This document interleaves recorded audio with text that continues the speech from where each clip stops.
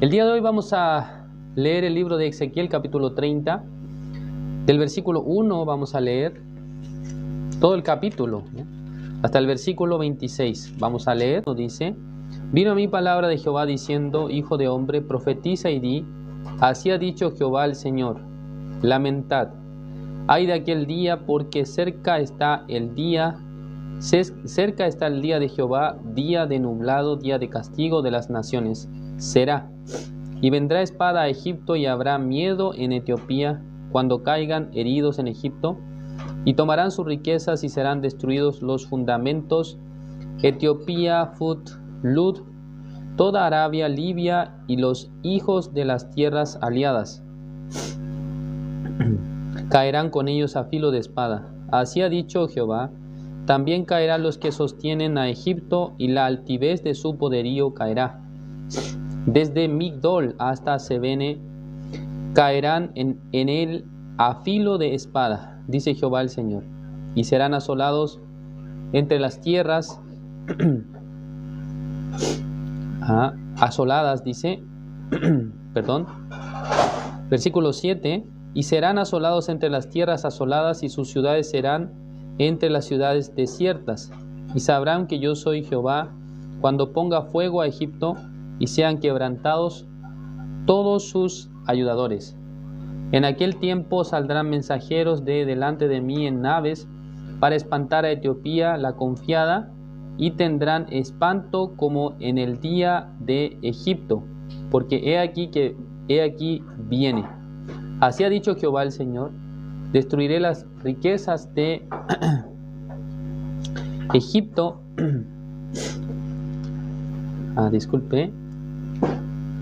Destruiré las riquezas de Egipto por mano de Nabucodonosor, rey de Babilonia.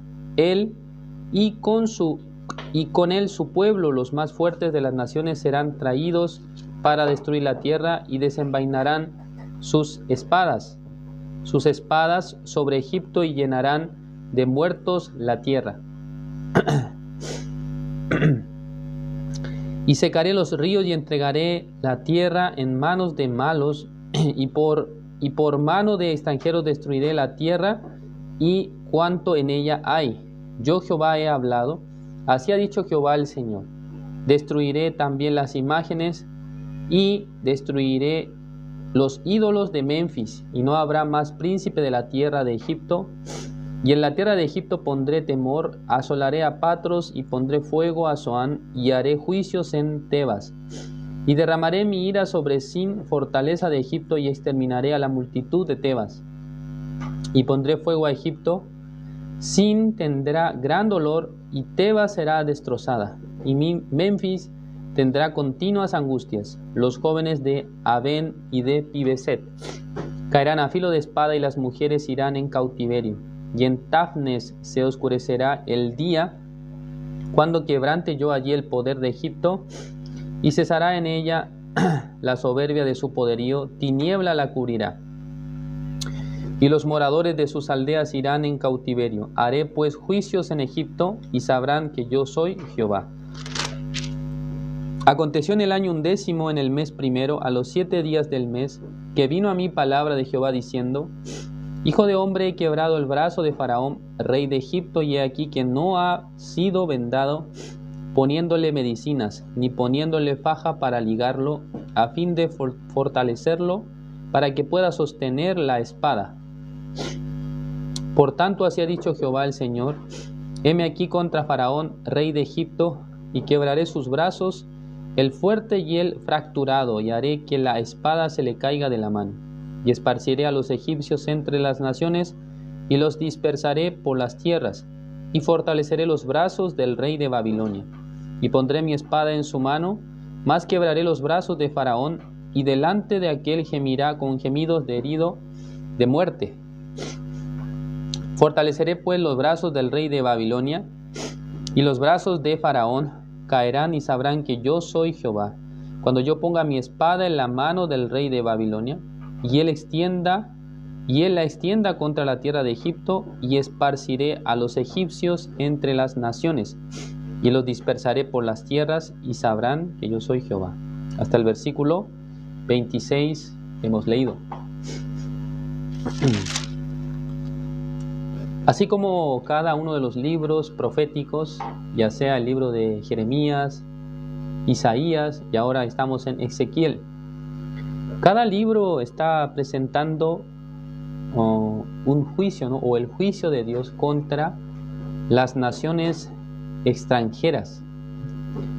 Especialmente el libro de Ezequiel primero nos mostró la imagen de la caída o la pronta caída de la nación de Judá, que precisamente es el pueblo de Dios, es la nación escogida por Dios, pero que de parte del Señor, por causa de muchos pecados, muchas maldades, por no vivir conforme los mandamientos de Dios, finalmente Dios ha mandado a destruir la nación de Judá o la nación de Israel.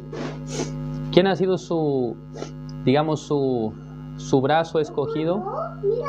¿Quién ha sido su brazo escogido? Es Babilonia, ¿no? Específicamente el rey Nabucodonosor, que en los libros de historia nosotros podemos encontrarlo como Nabucodonosor II, que ha sido un gran rey que Dios había utilizado y que en el libro de Isaías y en el libro de Jeremías Dios le llama como su siervo, ¿no? Mi siervo.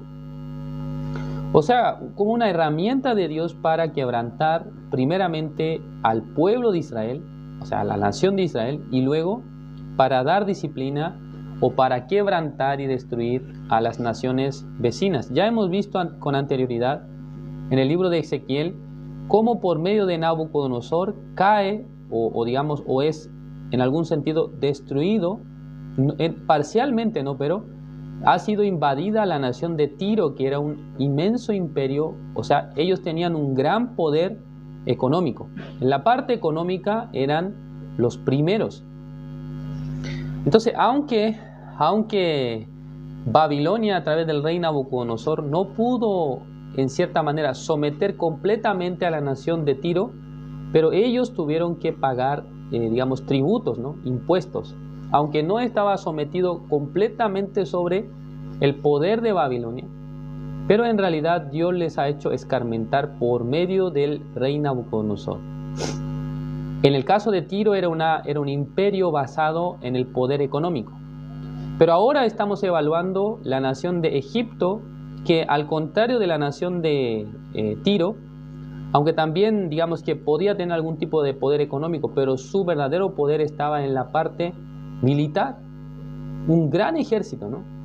Enorme ejército. Podemos ver, o sea, algunas imágenes en el tiempo del Éxodo, cuando los israelitas salen de la tierra de Egipto. Ellos tenían, ¿no?, su ejército, tenían carros blindados y diferentes elementos con los cuales ellos podían, digamos, vencer en la batalla. Entonces, para el tiempo en el que el profeta Ezequiel estaba hablando estas palabras, más o menos el año 587 a.C., en ese tiempo Dios había decidido el fin de la nación de Egipto. ¿Es correcto? Entonces, acá en el capítulo 30 nos menciona de manera detallada muchos lugares y también nos habla acerca de los aliados de Egipto. ¿Quiénes son? Veamos acá en el versículo 4.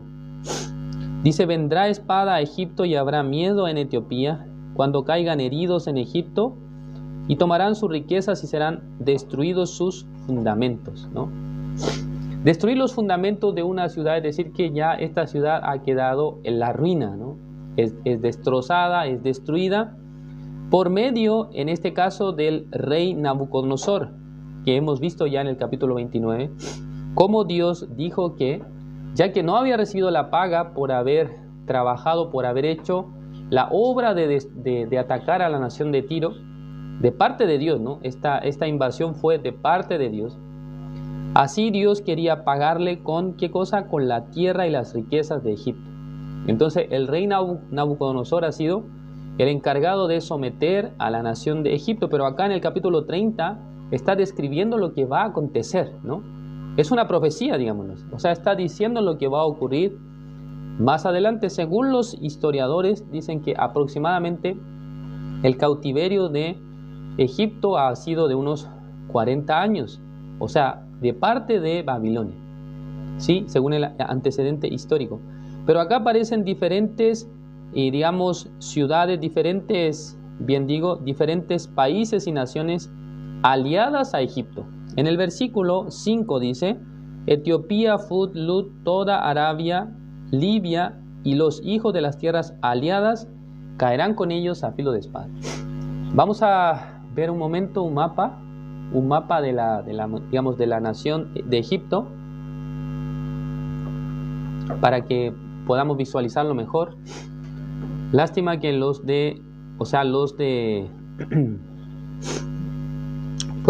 puede hacer zoom. Lástima que los de TikTok no pueden ver, ¿no? ¿Puede bajar un poco? ¿Bajarlo? Entonces acá estamos viendo, o sea, acá la parte de abajo le llama la parte de el Alto Egipto, ¿no?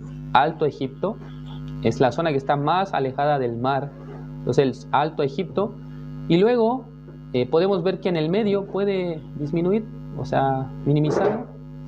En el medio, ¿no? Donde se ve una línea delgada, eso es el río Nilo, que atraviesa todo el país de Egipto. Y en la parte de arriba está Bajo Egipto. Eso podemos decir que llama Bajo Egipto porque está cerca del mar Mediterráneo, ¿no?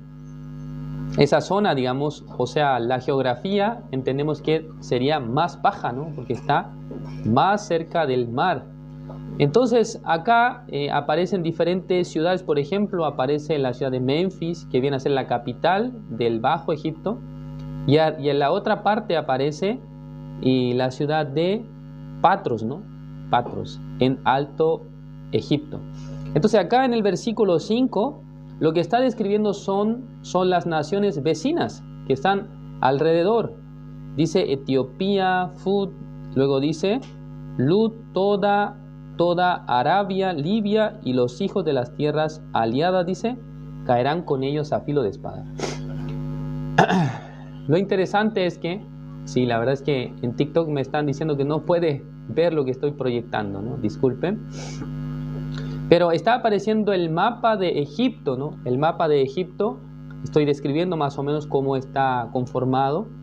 Yo mencioné que arriba está, o sea, en la parte de la imagen, ¿no? Sale Bajo Egipto y en la parte de abajo dice Alto Egipto. Cada uno tiene su capital, digamos su centro principal, su ciudad principal. Entonces, acá en el mapa más que nada lo que estamos viendo son las ciudades que están alrededor. ¿Cómo decir? Las ciudades aliadas, ¿no? ¿Sí me comprenden? Se ven las ciudades aliadas. Entonces, en ese momento, a ver, un momento, alguien quiere ver el mapa, parece, ¿no? Vamos a ver si podemos mostrar la pantalla. Este es el mapa, ¿no? Este es el mapa de Egipto. ¿Ya? Ok, disculpen, se ve al revés. Pero el mapa de Egipto, ¿no?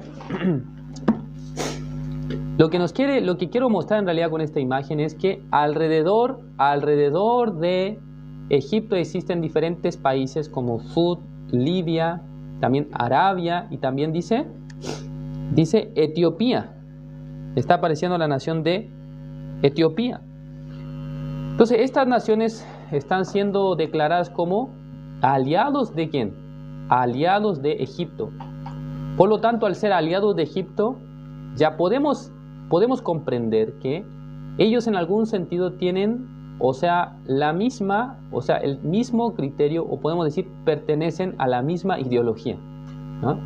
Son aliados, es decir, que están de acuerdo, o en algún sentido están de acuerdo en muchos aspectos, ¿no? Además, me imagino que al ser aliados también entre ellos estaban comercializando. También cuando alguno de ellos tendría, digamos, problema militar, entonces por medio de Egipto, por medio del ejército egipcio, creo que ellos podían otorgar algún tipo de defensa militar, ¿no? Entonces, aliados es decir que están relacionados. Podemos entender esto en el mundo actual también cuando alguna nación tiene algún conflicto, algún problema. Si tuviera países aliados, En el caso que este país tuviera algún problema, o sea, militar o económico, tal vez sus aliados podrían socorrerle, podrían ayudarle, ¿no? Eso debería ser más o menos, o sea, el sentido de tener esta alianza. Entonces, ¿qué dice acá?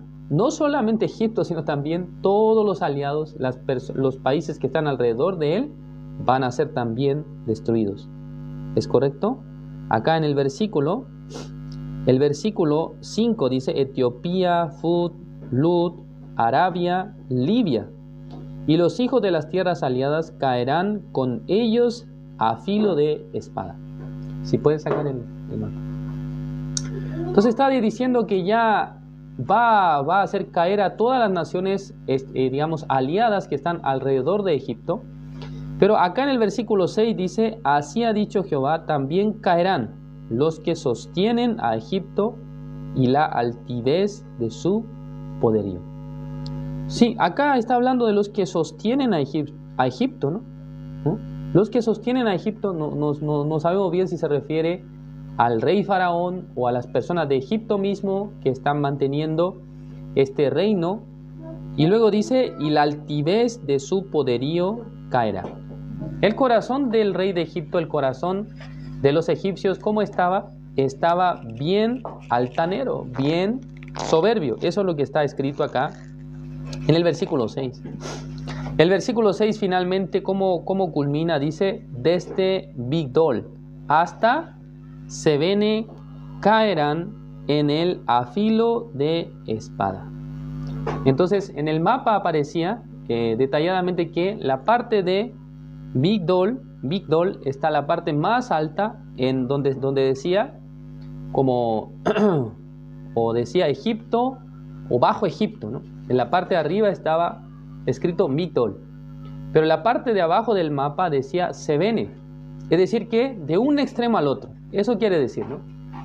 En el sentido más simple, cuando la Biblia nos menciona sobre dos ciudades que son contrarias entre sí, una está en la parte más norte, otra en la parte sur, ¿qué quiere decir? Cuando dice que desde Migdol hasta Sebene, ¿cuál es el concepto que nosotros podemos entender? Toda la nación, ¿no? Todo el país caerá, toda la nación será destruida. Y podemos ver esta profecía de parte de Ezequiel hacia la tierra de Egipto. Recordemos que Ezequiel esto lo está hablando, ¿no? Así como si fuera, no lo está diciendo contra el rey faraón, o sea, no está hablando con él directamente, sino que está mencionando todo lo que Dios le estaba revelando en ese momento. Dios le estaba anunciando todo lo que él iba a hacer, de qué manera iba a destruir a la nación de Egipto. En el estudio anterior recordábamos que Egipto representaba, o sea, una nación en la cual el pueblo de Israel se apoyaba o ponía su confianza. Entonces la vez pasada nosotros explicamos que ya Dios quería destruir a la nación de Egipto porque no quería que los israelitas pusieran su confianza en Egipto y en el poder militar de Egipto, sino que el corazón de Israel que pudiera volcarse hacia buscar a Dios, ¿no? Buscar la confianza en Dios, no en la nación extranjera. Entonces, de la misma manera acá, en el capítulo 30, lo que nos describe más detalladamente es la destrucción completa o la pronta destrucción de Egipto por medio de la mano del rey Nabucodonosor, y también acerca de la destrucción de sus aliados. Es un patrón que se repite cada vez que Dios da alguna profecía. No solamente la nación principal cae, sino todos los aliados, todos los que están alrededor, también ellos llegan a padecer, a perecer. Veamos el versículo 10, dice, así ha dicho Jehová el Señor, destruiré las riquezas de Egipto por mano de Nabucodonosor, rey de Babilonia. Él y con él su pueblo, los más fuertes de las naciones, serán traídos para destruir la tierra y desenvainarán sus espadas sobre Egipto y llenarán de muertos la tierra. Y secaré los ríos y entregaré la tierra en manos de malos y por mano de extranjeros destruiré la tierra y cuanto en ella hay, yo Jehová he hablado. Ya, podemos ver acá un carácter de Dios. Es decir que Dios cuando quiere destruir cierto tipo de nación, no solamente esa nación, sino todos sus aliados, todos los que están alrededor. Ya, vamos a pensar en el sentido opuesto, ¿no? El sentido contrario. Cuando Dios quiere salvar a alguien, ¿no? Cuando Dios quiere dar la salvación a alguien, no solamente a esa persona desea salvar, sino a los que están cerca de él. ¿No es así? En el libro de Hechos aparece una historia muy interesante donde, el apóstol Pablo y Silas están en la cárcel. Fueron puestos en la cárcel por causa del evangelio.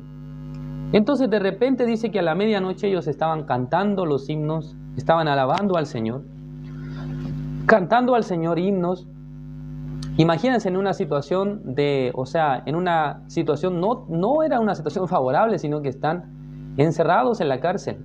Tenemos que pensar, ¿no?, el estado psicológico de una persona cuando es en algún sentido puesta en la cárcel. Además, no es que ellos habían hecho alguna maldad, algún pecado, sino que por anunciar el evangelio fueron puestos en la cárcel. Entonces el estado psicológico de ellos debería ser deprimente, ¿no?, angustiado. Pero según el relato bíblico dice que ellos estaban cantando himnos a Jehová, ¿no? Entonces los presos los oían, ¿no? Tal vez alguno decía: ¡hey, silencio! Dejen dormir, porque en la medianoche estar cantando, imagínense. Es decir, que en la noche estaba cantando, ¿no? Sin Cristo no tengo nada. No sé muy bien qué himno cantaban, pero estaban cantando los himnos, estaban muy, muy felices. Y de repente dice que hubo un temblor, un terremoto, y todas las puertas, de la cárcel se abrieron. En ese momento el carcelero que estaba mirando esta escena dice que pensó que ya todos se han escapado. Entonces eso será mi culpa, ¿no? Porque yo soy el que está en este lugar como encargado, entonces voy a suicidarme. Y luego con la espada se iba a matar, ¿no? Se iba a suicidar. En ese momento el apóstol Pablo, desde el fondo del calabozo de su prisión, le grita, ¿no? No te hagas daño, todos estamos acá. Ninguno se escapó, todos estamos aquí, dijo. En ese momento dice que este carcelero fue delante del apóstol Pablo y estaba muy angustiado, ¿no? Y estaba tenía gran temor en su corazón. Entonces le preguntó al apóstol Pablo, ¿no? ¿Cómo yo puedo ser salvo?, le dijo. No sé muy bien, él escuchando los himnos o entendiendo que ellos estaban ahí por medio de la causa de la predicación del evangelio. Creo que este carcelero estaba escuchando los himnos o estaba atento a lo que decía o lo que estaban hablando entre ellos. Entonces le preguntó al apóstol Pablo: ¿cómo puedo ser salvo?, ¿no? Entonces el apóstol Pablo le dijo: cree en Jesucristo, dice, y serás salvo tú y tu casa. Es la palabra que dice, ¿no?, la Biblia. Vamos a buscar el libro de Hechos.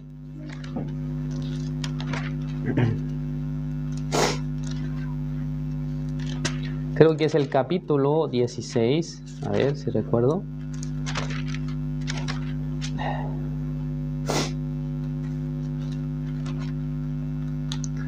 Ya dice acá, el versículo 28 dice: mas Pablo clamó a gran voz diciendo: no te hagas ningún mal, pues todos estamos aquí. Él entonces, pidiendo luz, se precipitó adentro y temblando se postró a los pies de Pablo y de Silas, y sacándolos les dijo: señores, ¿qué debo hacer para ser salvo? Ellos dijeron: cree en el Señor Jesucristo y serás salvo tú y tu casa, dice. Esta palabra, ¿no?, nos hace entender que realmente Dios tiene un corazón. Cuando Dios estaba queriendo destruir la nación de Egipto, hasta sus vecinos también han sido perjudicados. Pero cuando una persona puede recibir la salvación, el perdón de los pecados, es decir, que puede entender el santo evangelio, no solamente Dios quiere beneficiar a tal persona, sino también su círculo cercano, ¿no?, su familia. ¿No es así? Esta promesa para mí ha sido fundamental, porque en el caso de mi familia, solamente yo había recibido la salvación en el año 2011. Por lo tanto, el hecho de congregar a la iglesia era un tema, ¿no? Era un problema. Era un problema ¿para quién? Para mis padres, ¿no? para mis cercanos. Para las personas que estaban cerca de mí era un problema porque ellos no querían escuchar, no querían saber nada de la iglesia. Por lo tanto, en mi corazón a veces tenía preocupación y angustia, ¿no? ¿Cuándo será el día en el que mis familias, mis padres, ¿no? Las personas cercanas a mí podrán escuchar el Evangelio, podrán creer? Porque al principio todo el mundo se oponía. Nadie tenía interés de escuchar, nadie tenía deseo de participar. Pero pasando los años, digamos, por lo menos, ¿no? Unos 5 años, 4 años más o menos, el primero en escuchar el Evangelio, recibir la salvación, creo que fue mi padre, ¿no? Mi papá escuchó la palabra, escuchó el Evangelio, recibió la salvación y luego, en el año 2016, él falleció. Y segundo, mi abuela también, el año pasado, si mal no recuerdo, fue, digamos, el tiempo en el que ella enfermó y de esa manera finalmente ella falleció, pero antes de morir, yo tuve la oportunidad de predicarle la palabra, ella podía creer en el Evangelio.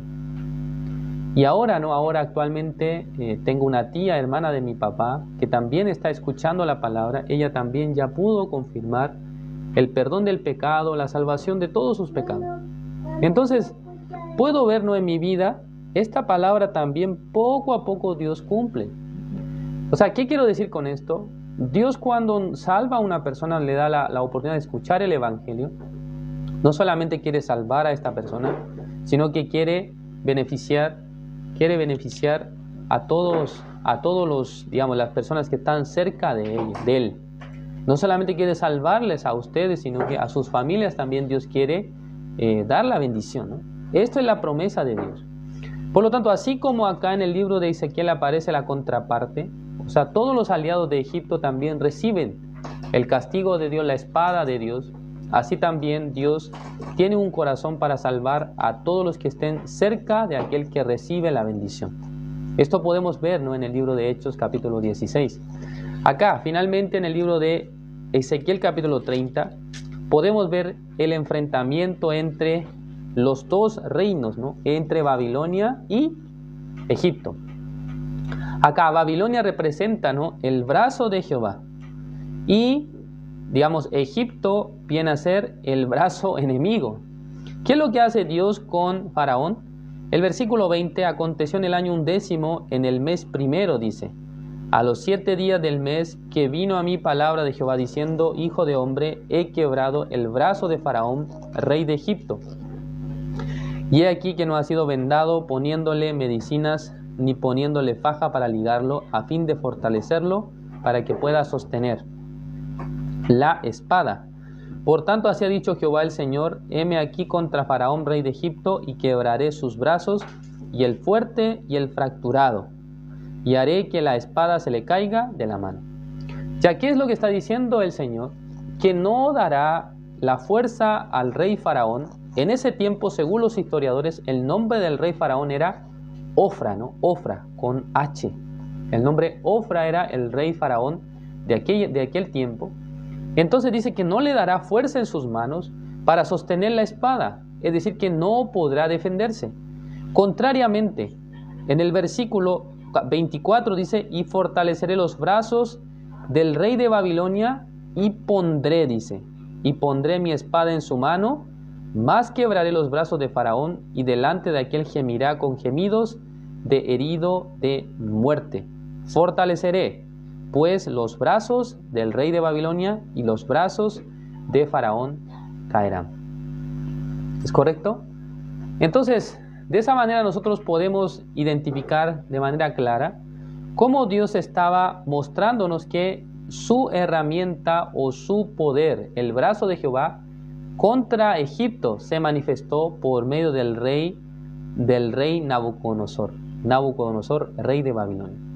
De esa manera Dios finalmente promete que va a destruir, ¿qué cosa? Va a destruir al rey de Egipto. Si de la misma manera, así también Dios en nuestra vida quiere tener esta misma lucha, ¿no? Esta misma guerra. Primero ha sido la guerra entre el pecado y la justicia de Dios. Por medio de nuestro Señor Jesucristo ha vencido el pecado, ha ganado contra el pecado, ha destruido todo lo que representa el pecado. ¿Cómo? Por medio del sacrificio de nuestro Señor Jesucristo. Nos ha dado la justicia de Dios, nos ha dado la salvación, nos ha dado el perdón de los pecados. Y segundo, en nuestra vida Dios también quiere, quiere levantar en nosotros el mundo espiritual.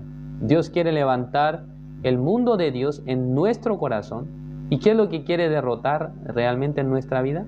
El deseo de la carne, el mundo de la carne. Así, de esa manera, Dios desea obrar en nuestra vida, Dios desea trabajar en la vida de los hermanos también. Espero que todos ustedes, sin dudar, puedan poner su confianza en Dios, quien ha utilizado como brazo fuerte a nuestro Señor Jesucristo para salvarnos, y hasta hoy también quiere salvarnos de todas las situaciones, de todas las dificultades y problemas que llegan en nuestra vida. También los que han recibido la salvación, no solamente ustedes, sino que sus familias, sus amigos, sus conocidos, también Dios desea alcanzar, Dios también desea salvar, Dios también quiere bendecir. Espero que con esperanza en la palabra de Dios, ustedes no tengan miedo, no tengan temor, sino que más bien confiando en Dios, quien nos ayudará y nos bendecirá, así vivamos el resto de nuestra vida. Gracias. Vamos a orar para terminar. Dios Padre, Señor, le agradecemos. En esta noche nos ha permitido su palabra. Realmente Dios utilizó a Nabucodonosor para destruir a la nación de Egipto.